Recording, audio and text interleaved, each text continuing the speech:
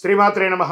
సద్గురు జ్యోతిష్యాలయం వారి యొక్క విశ్వావసునామ సంవత్సర 2025 మార్చి 29 నుండి మొదలు పెడితే మళ్ళీ 2026 మార్చి 28 వరకు వచ్చే ఈ తెలుగు నూతన సంవత్సరంలో వచ్చినటువంటి సంవత్సర రాశి ఫలితాలని మనం ఇప్పుడు తెలుసుకోబోతున్నాం.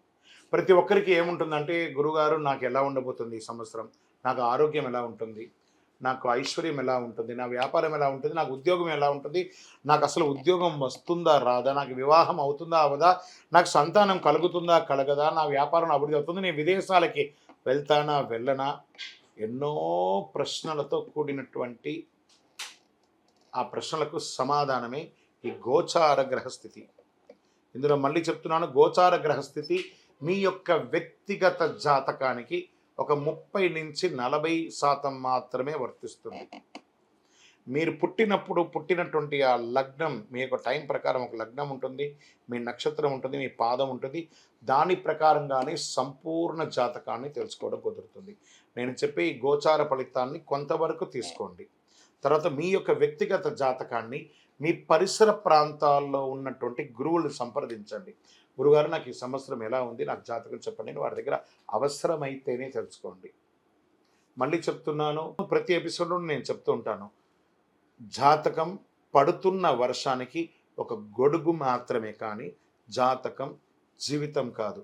మీరు మిమ్మల్ని నమ్మండి, మీ ఇష్టదైవాన్ని నమ్మండి, మీ కులదైవాన్ని నమ్మండి, మీ జీవితం బాగా ఉంటుంది. మరి లేదు గురుగారు, మేము మీ దగ్గర తెలుసుకోవాలనుకుంటున్నామని చాలామందికి ఉంటుంది కదా. మా దగ్గర తెలుసుకోవాలనుకుంటే కింద కనబడుతున్న మా నెంబర్కి మీ పేరు, date of birth, time of birth, place of birth WhatsApp చేయండి, కాల్ చేయకండి. అది చూసిన తర్వాత మా అడ్మిన్స్ మీకు రిప్లై ఇస్తారు. విజయోస్తు. ముందుగా మొట్టమొదటిది మేషరాశి. అశ్విని నక్షత్రం, భరణి నక్షత్రం, కృతిక మొదటి పాదానికి సంబంధించిన మీరు మేషరాశి వారిగా పరిగణించబడుతున్నారు.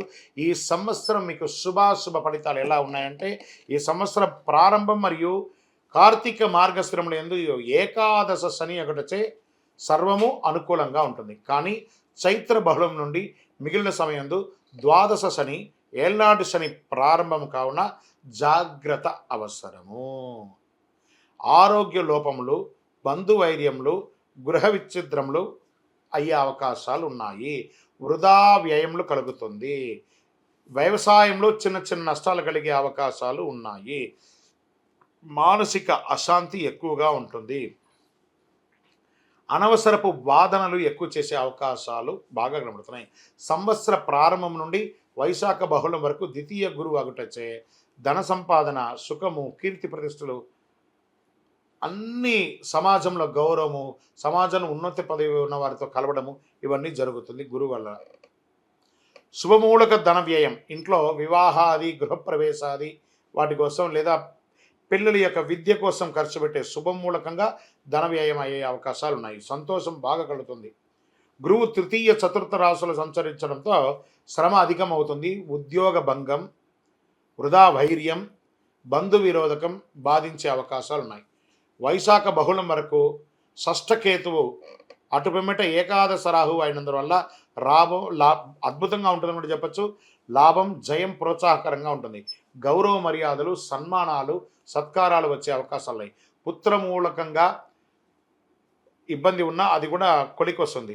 చైత్ర వైశాఖమునందు, కార్తీక మాస మార్గశిరమునందు కుజానుకూలత లేనందున కొంత జాగ్రత్తగా ఉండాలని చెప్పడం జరుగుతుంది. దీంట్లో ఓవరాల్గా సర్వీస్ సెక్టార్లో ఉన్నవాళ్ళు, డాక్టర్స్, అడ్వకేట్స్ లేదా ఇంజనీర్స్, ఈ యొక్క డిఫెన్స్, పోలీస్, ఇలాంటి రంగంలో ప్రభుత్వ సర్వీస్ సెక్టర్ వాళ్ళకి బాగా ప్రెషర్ వస్తుంది. ఉద్యోగరీత్యా కాస్త జాగ్రత్త పడండి. వ్యాపారస్తులు కొత్త వ్యాపారాలు ఏది ప్రారంభించకండి, ఉన్న వ్యాపారాన్ని అలా అభివృద్ధి చేసుకుంటూ వెళ్ళండి.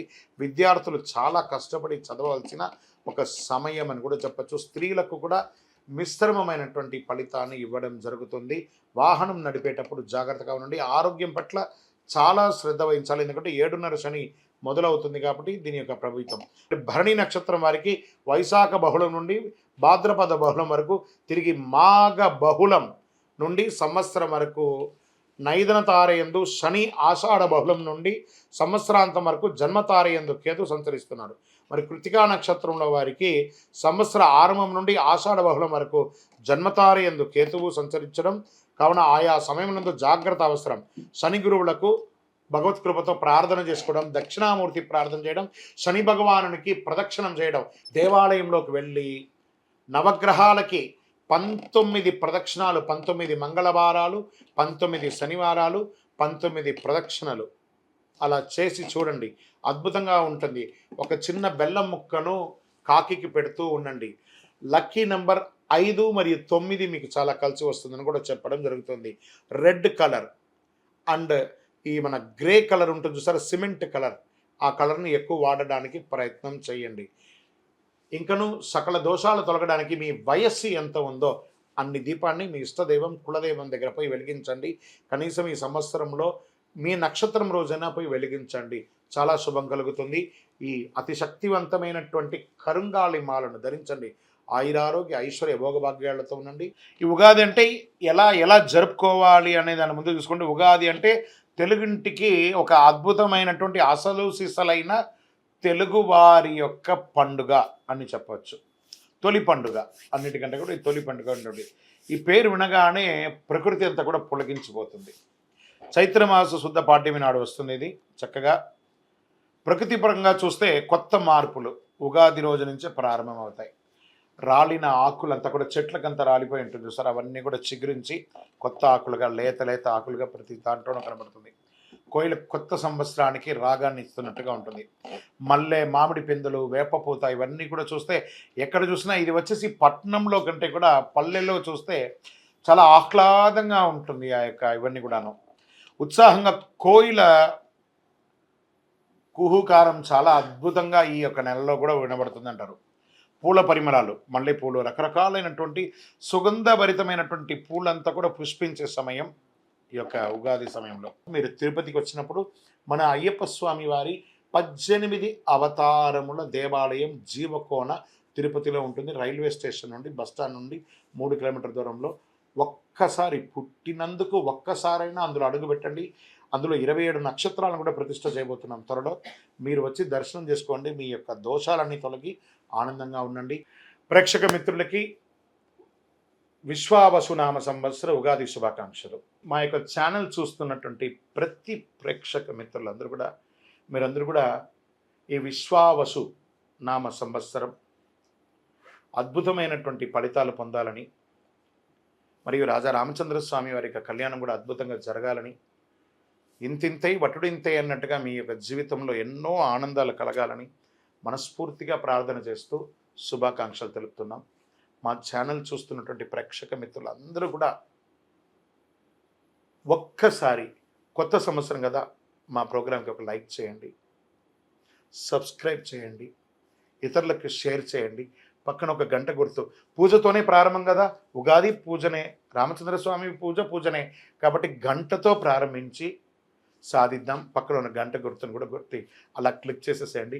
చాలా అద్భుతమైనటువంటి విషయాలంతా కూడా మీ అలా క్లిక్ క్లిక్ క్లిక్ క్లిక్ అని వచ్చేస్తుంది మీ దగ్గరికి. నమస్కారం.